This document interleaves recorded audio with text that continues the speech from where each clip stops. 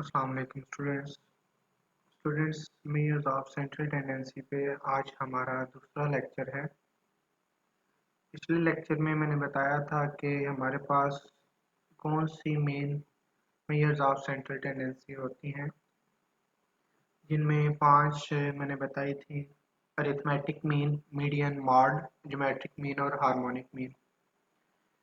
उन पांचों को हम किस किस डाटा के ऊपर अप्लाई करते हैं, मतलब कि किस किस नेचर का हमारे पास डाटा होगा तो हम उसके ऊपर वो measures of central tendency apply करेंगे।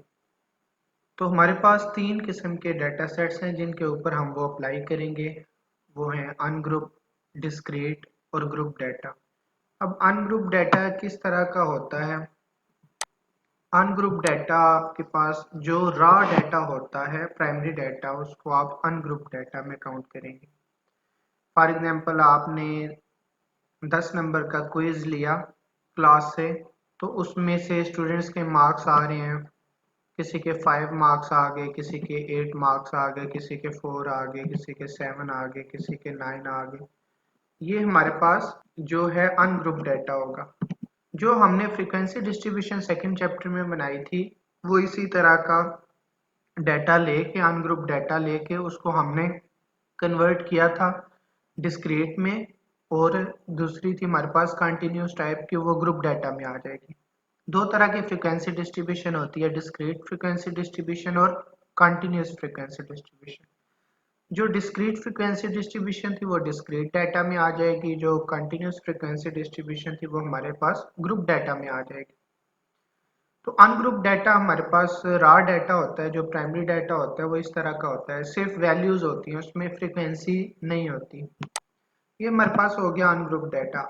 उसके बाद डिस्क्रीट डाटा किस तरह का होता है? हमारे पास उसमें एक्स होता है, मतलब कि कोई भी किसी भी चीज़ की वैल्यूज होती हैं।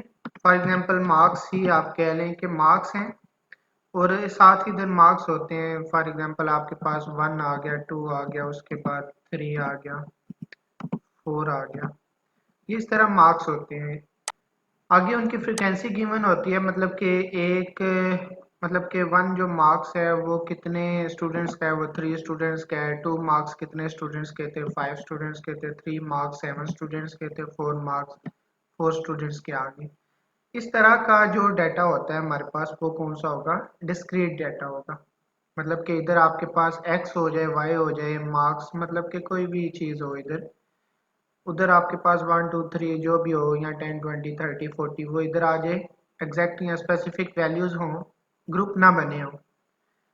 इधर एक्स हो, इधर फ्रीक्वेंसी हो, एफ हो, तो ये आपके पास कौन सा डाटा बन जाएगा? डिस्क्रीट डाटा बन जाएगा।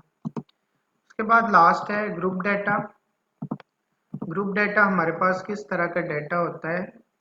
अगर इसी एग्जांपल को हम लें, तो मार्क्स उसमें ग्रुपिंग की फॉर्म में होते हैं। फॉर एग्जांपल 0 to 5 मार्क्स या 1 to 5 मार्क्स हमारे पास आ रहे हैं, वो कितने स्टूडेंट्स के हैं? 3 स्टूडेंट्स ऐसे हैं जिनके मार्क्स 1 to 5 में के अंदर अंदर लाई कर रहे हैं।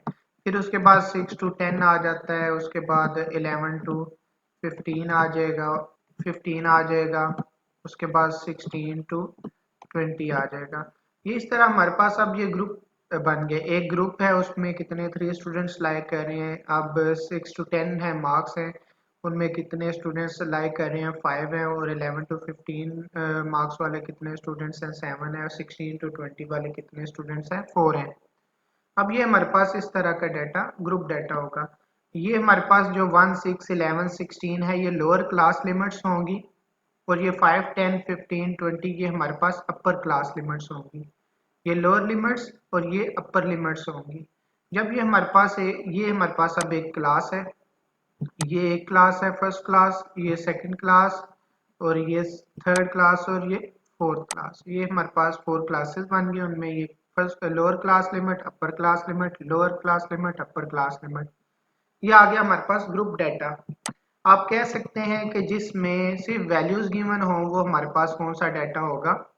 अनग्रुप डाटा होगा।